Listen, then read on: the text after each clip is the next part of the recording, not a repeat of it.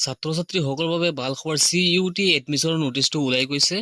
শিক্ষামন্ত্ৰী ৰণোজ পেগু ছাৰে টুইটাৰত টুইট কৰিছে আৰু এইখনত কি লিখা আছে, এডমিছন কেতিয়া হ'ব আৰু স্পট এডমিছন কেতিয়া হ'ব, সকলোখিনি কথা পাতিম এইটো ভিডিঅ'ত। গতিকে ছাত্ৰ-ছাত্ৰীসকল, তোমালোকে ভিডিঅ'টো অলপো স্কিপ নকৰিবা, ভিডিঅ'টো সম্পূৰ্ণকৈ চাবা আৰু আমাৰ এই চেনেলটো ছাবস্ক্ৰাইব কৰি ৰাখিবা, কিয়নো এনেকুৱা ভিডিঅ' তোমালোকে সদায় পাই থাকিবা।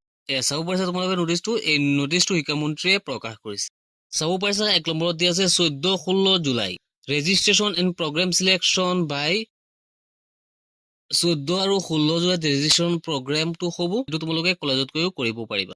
17 আৰু 18 জুলাইত কাৰেকশ্যন উইথড্ৰ, যদি ইয়াত কাৰোবাৰ ভুল হৈছে তেনেহ'লে এইটো 17 আৰু 18 তাৰিখত কাৰেকশ্যন কৰিব পাৰিবা।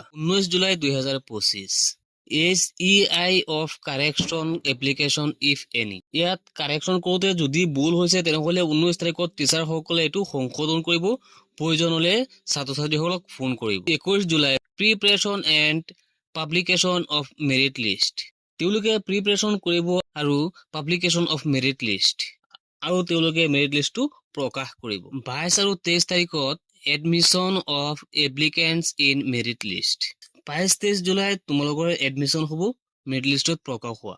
24 জুলাইত registration and applicants if any for CUET based spot admission, ইয়াত কৈছে ৰেজিষ্ট্ৰেশ্যন এণ্ড এপ্লিকেণ্টছৰ স্পৰ্ট এডমিশ্যন ৰেজিষ্ট্ৰেশ্যনটো হ'ব 24 জুলাইত।